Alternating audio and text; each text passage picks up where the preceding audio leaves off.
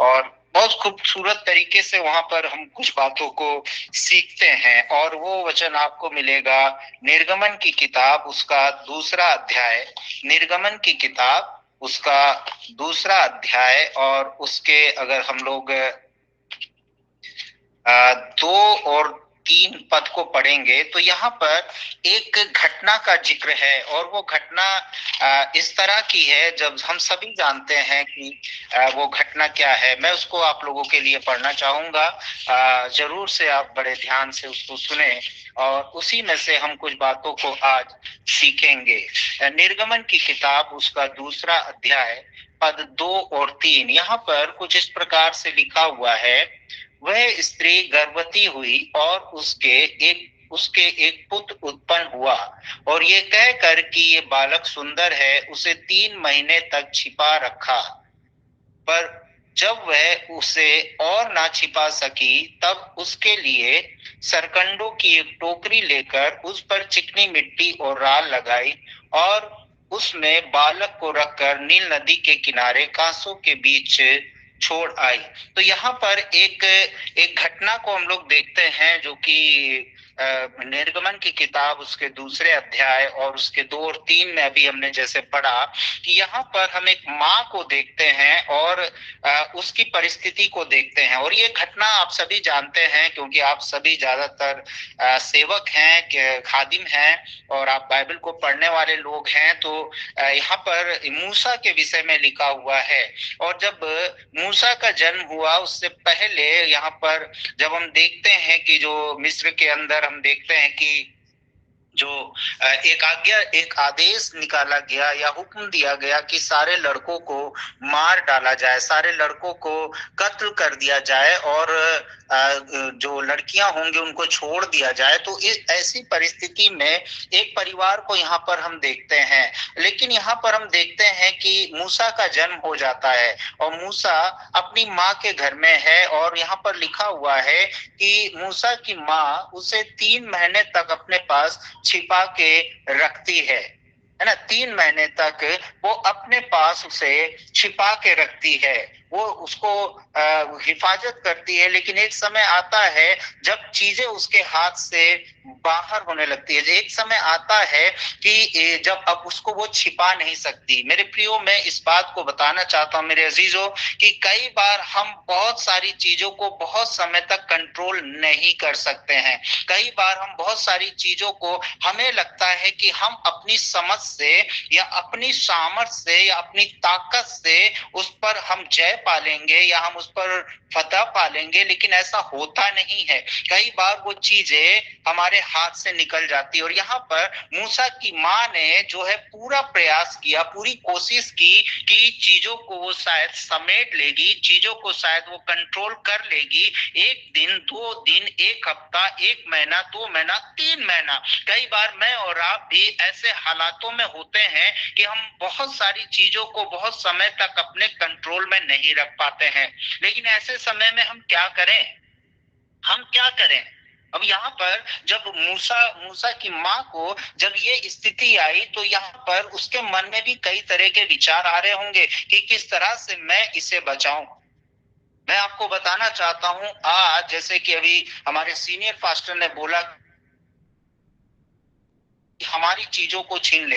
इब्लिस पूरी कोशिश कर रहा है कि हमारी चीजों को छीन के उसे खराब कर दे। इब्लिस पूरी कोशिश कर रहा है कि हमारी मिनिस्ट्री को खराब कर दे। इब्लिस पूरी कोशिश कर रहा है कि हमारे परिवारों को, हमारे बच्चों को खराब कर दे। लेकिन हम लोग क्या करते हैं, मूसा की माँ उसे बहुत समय तक छिपा नहीं पाई, बहुत समय तक उसको उसकी हिफाजत नहीं कर पाई। और फिर ऐसा हुआ कि उसने एक योजना बनाई, और ये योजना बहुत सुंदर योजना है। ये जो उसकी तरीका था, बहुत बहुत खूबसूरत तरीका था। मैं इस बात को, जब मैं इस वचन को पढ़ रहा था, खुदा ने मुझसे बातें की और मुझे कुछ बातों को सिखाया।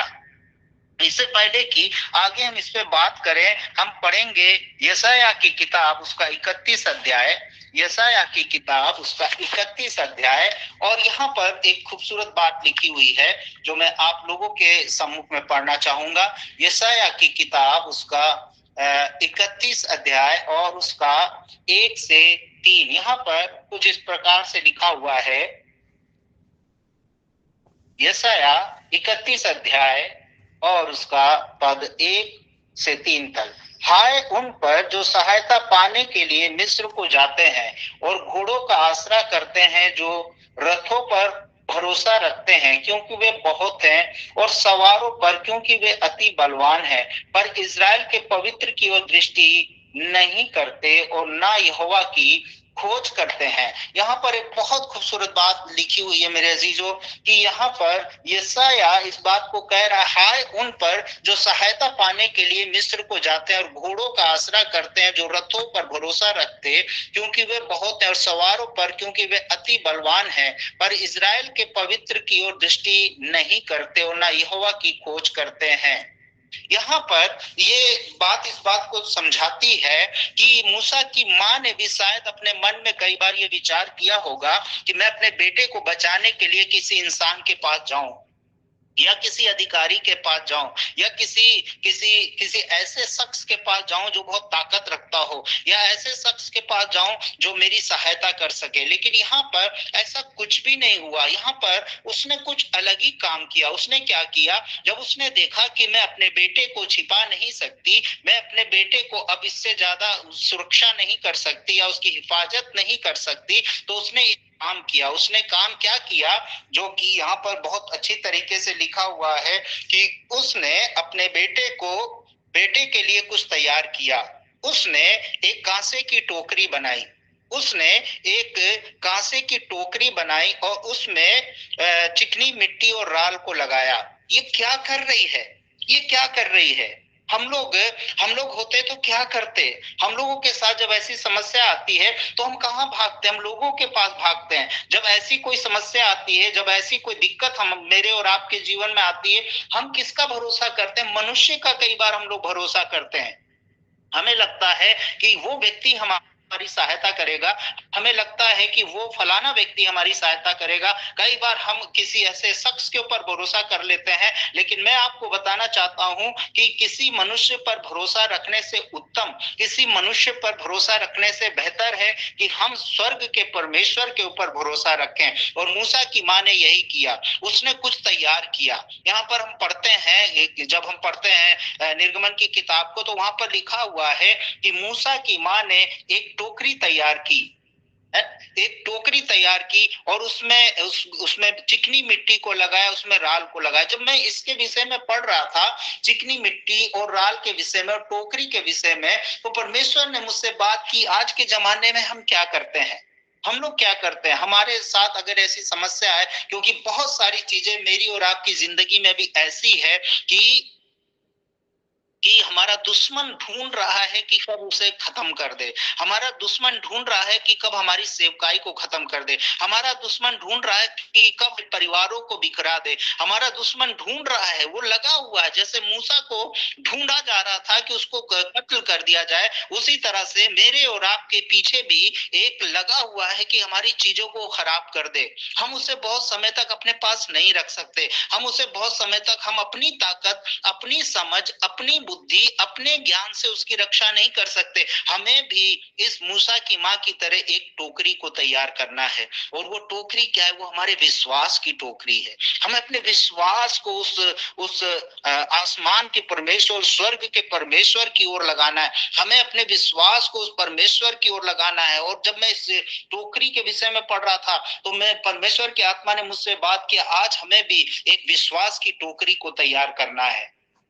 प्रार्थना के द्वारा हमें उसको उसमें राल लगाना है। एक ऐसी टोकरी जो हमारी चीजों को समेट ले, एक ऐसी टोकरी जिसको अब हम नहीं, वो संभाल ले। और यहाँ पर हम देखते हैं मूसा की माँ ने एक टोकरी को तैयार किया और उसमें चिकनी मिट्टी और राल को लगाया और उसमें उस बालक को लिटाया। यही लिखा हुआ, उस बालक को लिटाने के बाद उसने उसे नील नदी में छोड़ दिया। छोड़ने का मतलब है, यहाँ पर हमें लगता है कि उसने नील नदी में उसको छोड़ दिया, लेकिन इसका आत्मिक अर्थ अर्थ ये है उसने परमेश्वर के हाथ में छोड़ दिया। हालेलुया, उसने परमेश्वर के हाथ में छोड़ दिया। मेरे प्रियो, जब चीजें हमारे हाथ से निकल रही है, जब चीजों को हम संभाल नहीं सकते, जब चीजों को हम बहुत ज्यादा कंट्रोल नहीं कर सकते, जब हमें लगता है कि हम उसे अब हम और नहीं इसको संभाल पाएंगे, हमें चीजों को परमेश्वर के हाथ में सौंपना है। जैसे इस माँ ने अपने बेटे को परमेश्वर के हाथ में सौंप दिया, जैसे इस माँ ने अपने बेटे को परमेश्वर के हाथ में सौंप दिया, टोकरी तैयार की, उसमें बेटे को लेटा। मेरा विश्वास है कि आज की शाम परमेश्वर का वचन इस बात को कहता है, हमें भी एक विश्वास की टोकरी को तैयार करना है और उसमें प्रार्थना कर लगानी है और उसमें उन सारी चीजों को रख देना जिन्हें लगता है कि अब ये हम इसको संभाल या बचा नहीं पाएंगे। मैं आपको बताना चाहता हूं, हमारा परमेश्वर उसको बचाएगा। और यहाँ पर लिखा हुआ है कि उसने उसको नील नदी में डाल दिया, यानी कि अपने हाथ से उसको छोड़ दिया। हम कई बार चीजों को छोड़ना नहीं चाहते, हम कई बार हमें लगता है कि हम कर लेंगे, हमारा भरोसा कई बार हमारी ताकत पे होता है, हमारा भरोसा कई बार हमारे आसपास के लोगों पर होता है, हमारा भरोसा कई बार हमारे लीडर के ऊपर होता है, हमारा भरोसा कई बार हमारे जो ऊपर अधिकारी है उनके ऊपर होता है। लेकिन मैं आपको बताना चाहता हूं कि जो हमारे अधिकारी हैं, जो हमारे लीडर हैं, उनके अंदर भी सांस है, उनके अंदर भी वो भी हार्ट और मांस के बने हुए, वो चीजों को एक हद तक ही कंट्रोल कर सकते हैं। लेकिन हमारा परमेश्वर ऐसा है जो कैसी भी चीजों को कंट्रोल करने के योग्य है। वो एक ऐसा परमेश्वर है जो हमेशा हमारी सहायता करने के लिए तत्पर रहता है। अगर मूसा ऐसा ना करती और अपने बेटे को लेकर शायद मिस्र के किसी अधिकारी के पास जाती, शायद मिस्र के किसी अफसर के पास जाती, तो शायद मूसा ना बच पाता। लेकिन उसने ये काम नहीं किया, उसने अपना भरोसा उस परमेश्वर के हाथ में रखा। उसने अपने अपने अपने विश्वास की एक टोकरी को तैयार किया, प्रार्थना के मिट्टी और राल को तैयार किया, चीज को रखा जिसको अब लग रहा था कि वो खो देगी, लेकिन उसको उसने परमेश्वर के हाथ में सौंप दिया, नील नदी में उसको उसको उसको डाल दिया। और फिर लिखा हुआ है आगे, हम सब इस कहानी को जानते हैं कि जहां से ये आज्ञा निकली थी कि उसे मार दिया जाए, परमेश्वर उस बेटे को उसी महल में लेके गया, उसी महल में लेके गया जहां से उसकी मौत का आदेश हुआ था, उसी महल में उसकी परवरिश हुई। ये कितनी अद्भुत बात है। जब हम परमेश्वर के हाथों में चीजों को सौंप देते हैं, अपना हाथ खींच लेते हैं, उसके बाद इसकी माँ ने हाथ खींच लिया, उसके बाद जब जब हम प्रार्थना करते हैं और हम ये कहते हैं कि परमेश्वर ऐसा हो, और जब हम प्रार्थना करते हैं तो वचन में लिखा, जब तुम प्रार्थना कर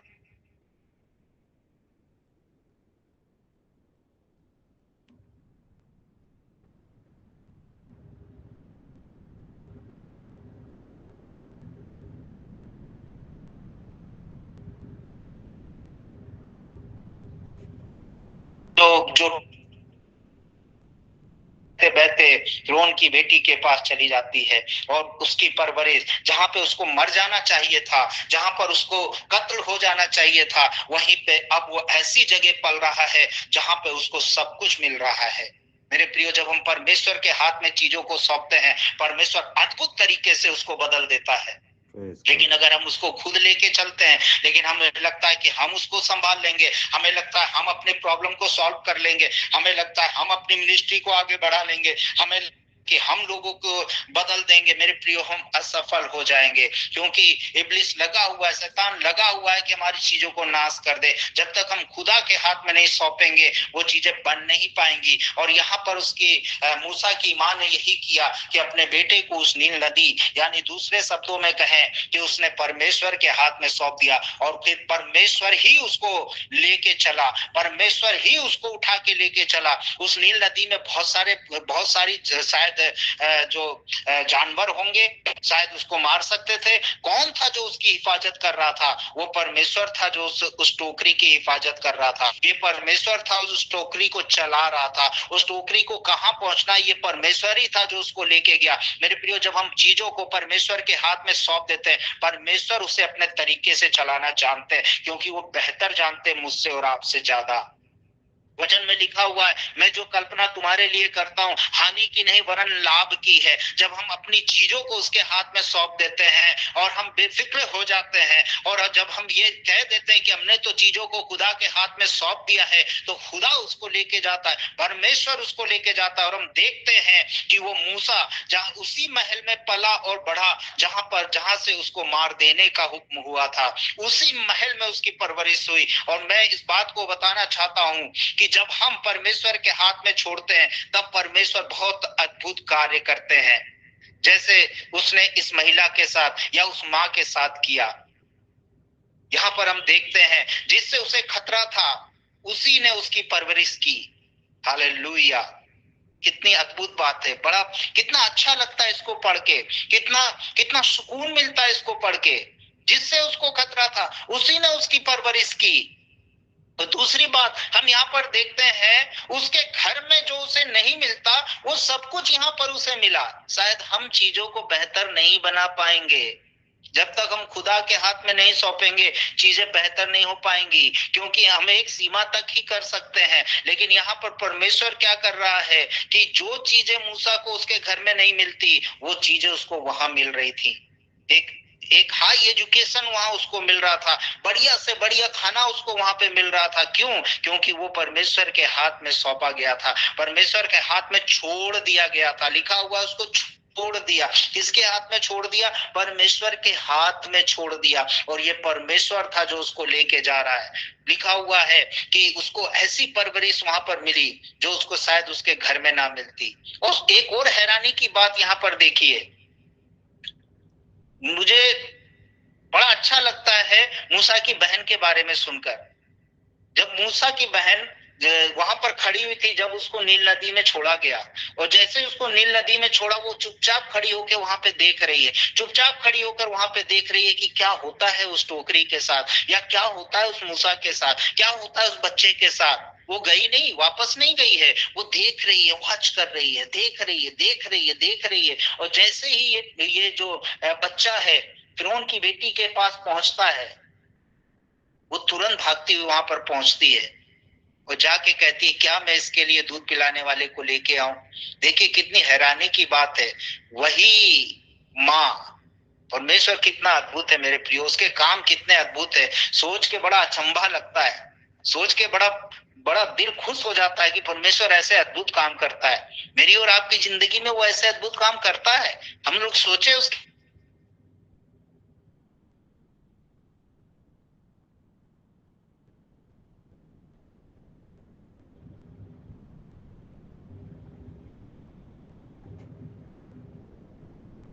को पालती तो उसको कोई सैलरी ना मिलती। अभी तक वो अपने बच्चे को दूध पिलाती तो उसको कोई पैसा नहीं मिलता।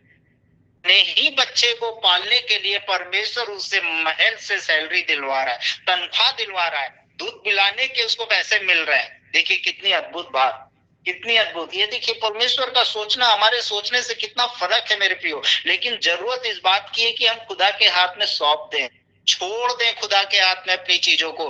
क्योंकि उसकी माँ 3 महीने से ज्यादा उसको संभाल नहीं पाई या उसको छुपा नहीं पाई। हम चीजों को बहुत समय तक नहीं छुपा पाएंगे मेरे प्रियो।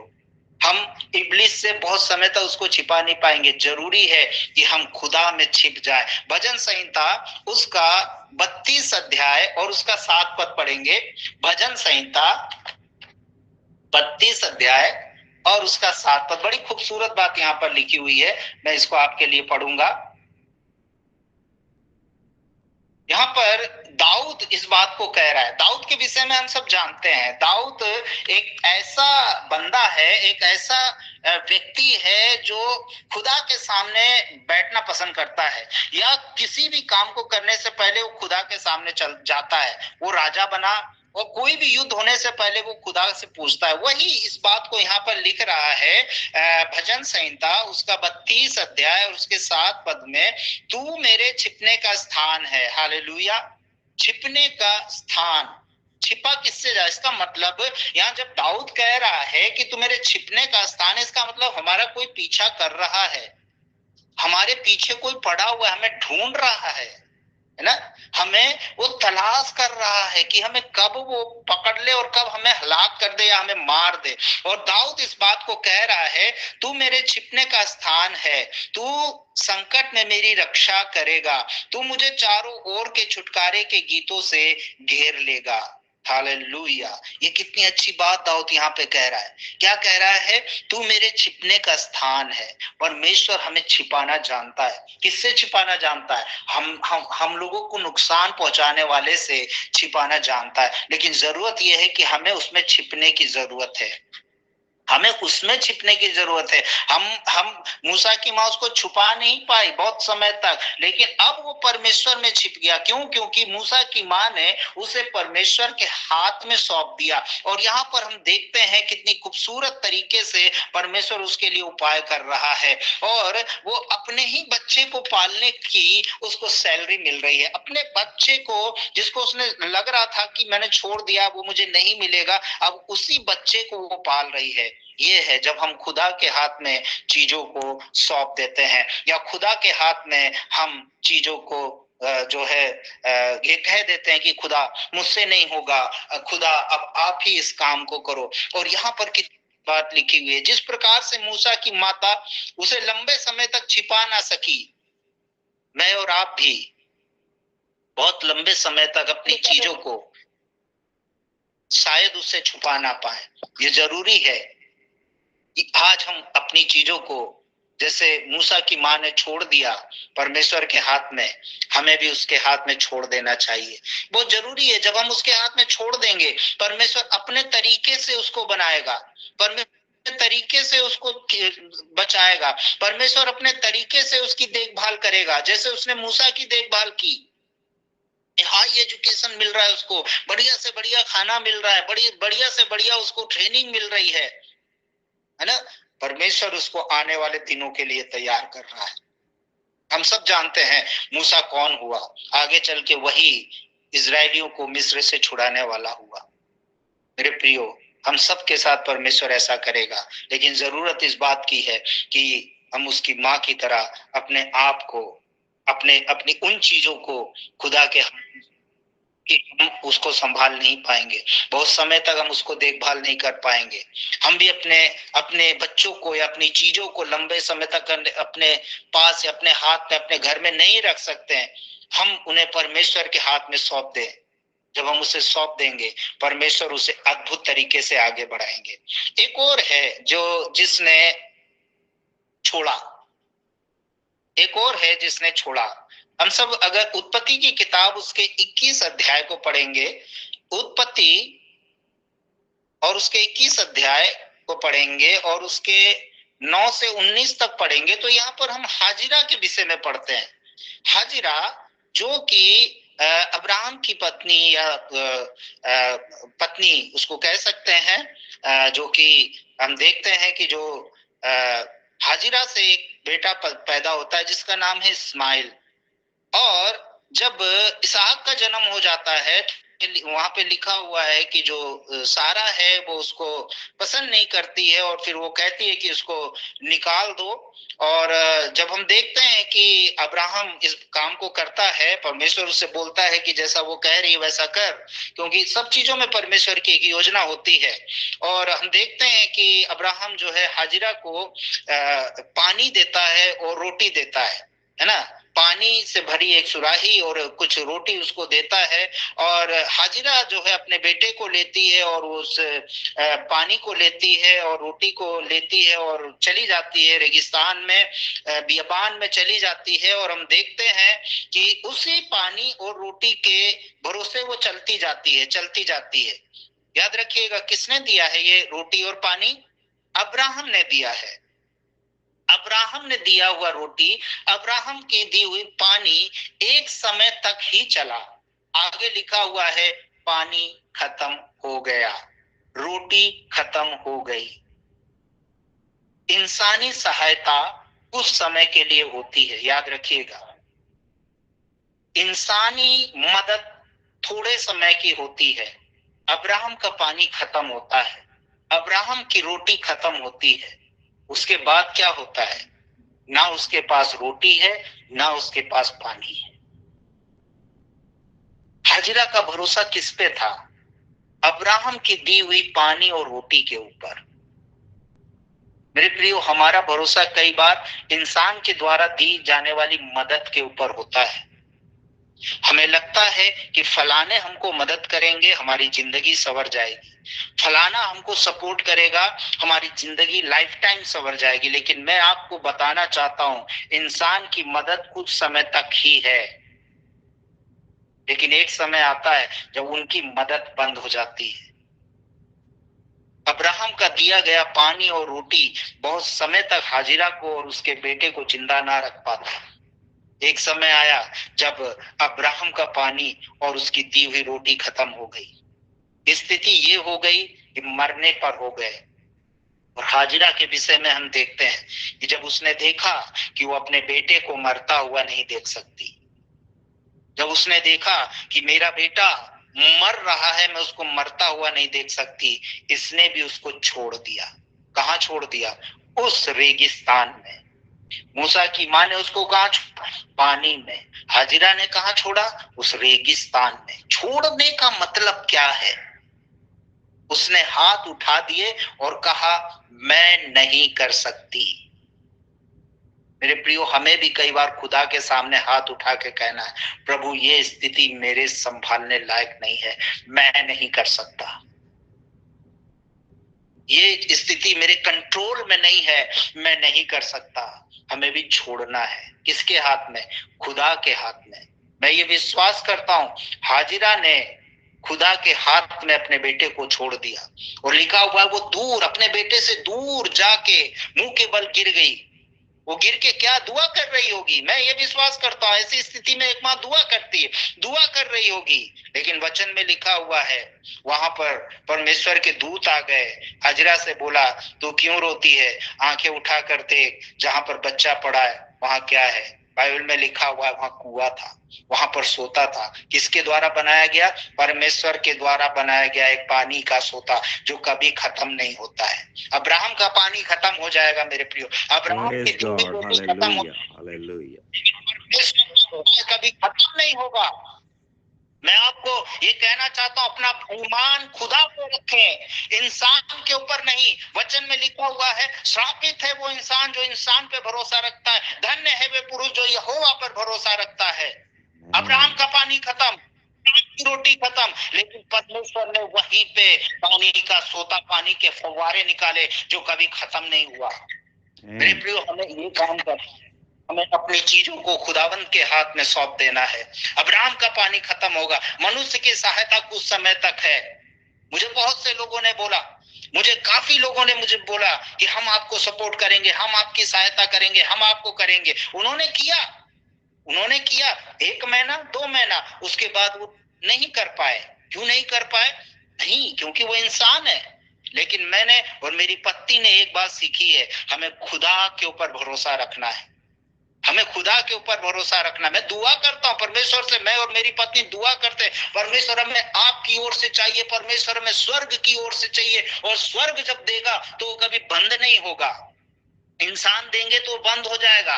हमें जरूरत है, हमें जरूरत है। हम इंडिया में सेवा कर रहे हैं, हमारे पास चर्च बिल्डिंग नहीं है, हम किराए के घर में, हमें जरूरत है। लेकिन इसके लिए हम कभी भी किसी व्यक्ति के पास नहीं जाते, हम दुआ करते परमेश्वर आप उपाय करने वाले हैं। क्योंकि मैंने ये वचन पढ़ा है अब्राहम का पानी खत्म होगा।